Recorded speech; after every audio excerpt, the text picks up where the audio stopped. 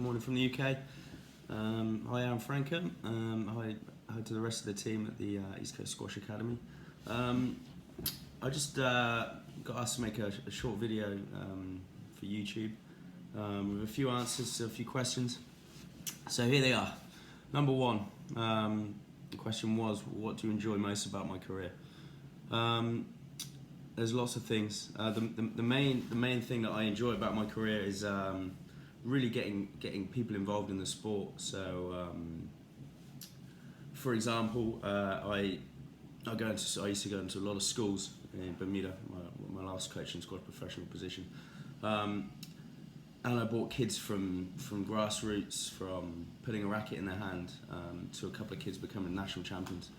And for me, that's what my job's all about. It's about creating interest within the sport, getting kids involved, getting new people involved.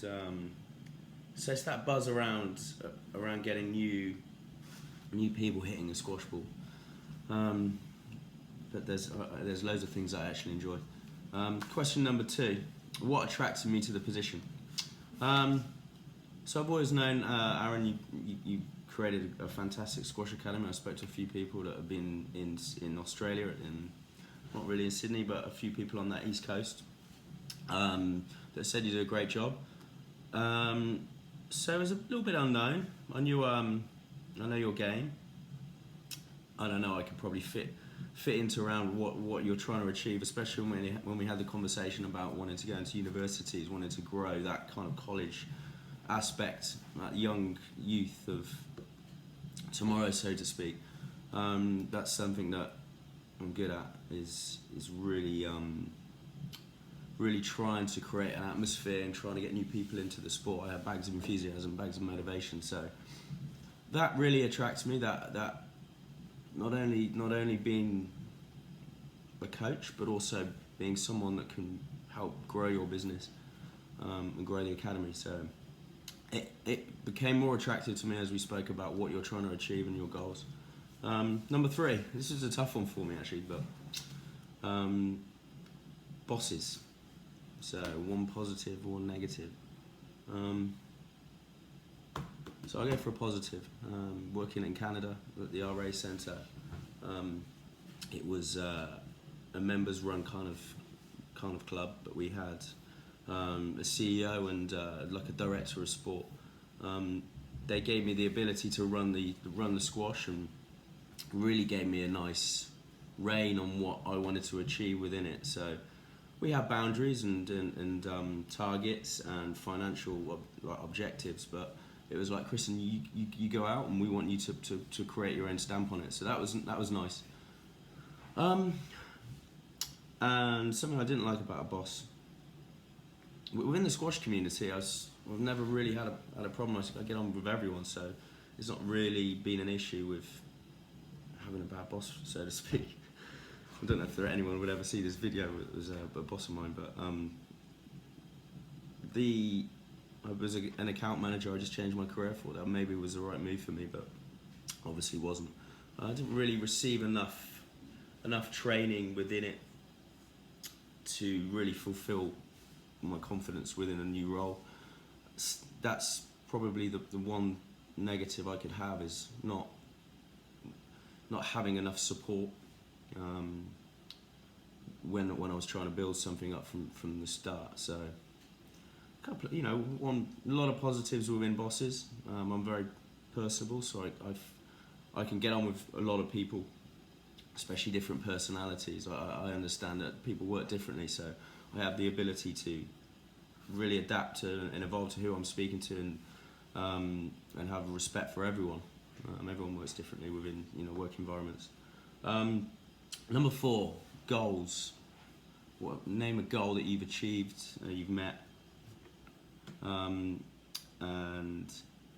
so I'm going to give you an example of. Again, I'm going to go into getting a junior into the grassroots of squash. Very close to a family in Bermuda. He got suspended from school. He'd never played squash before. He got suspended from school. Slightly autistic. So I said to his dad, "Give him to me. Let's try and get him on the squash court."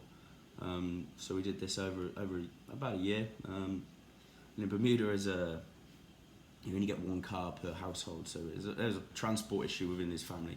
So I said, I'll pick him up. I'll take him twice a week to the squash courts. Within a year, he got his best grades at school that he ever had. His social and personable skills have got better. He represented Bermuda 2 years after he picked a racket up, and he has a place in life. So the goal was to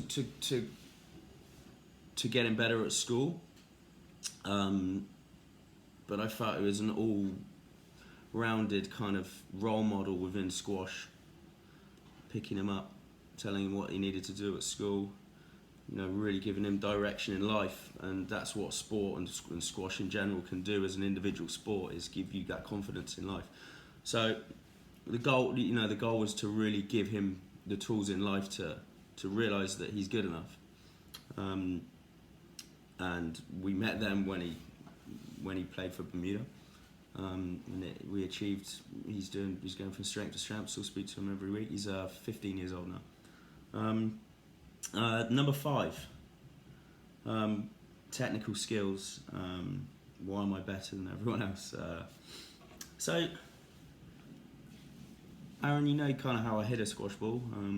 It's a little bit different to yourself, but what I'm good at is the ability to find something within a squash swing and adapt it to how maybe that person learns or that person's experiences in life. So it could be that they played golf in the past, or they played tennis. How do I find a way of teaching and learning and getting someone to learn through communication? And that's something I'm very, very good at, is the ability to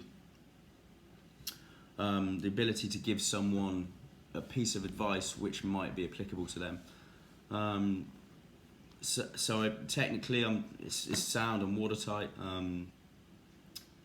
I understand the game. I understand everything about the game, but I'm good at communicating with people, and I think that's sometimes you can't teach that. So that's something I've always been good at, is being able to adapt to people and being able to really find a niche in how they may learn, maybe visually or verbally, and that probably stands me out better than most people, because I had that experience in coaching hundreds and hundreds of people, and understanding each individual as a player. Let's see any other questions. Cheers, guys. Hope this is all right for you. Take care.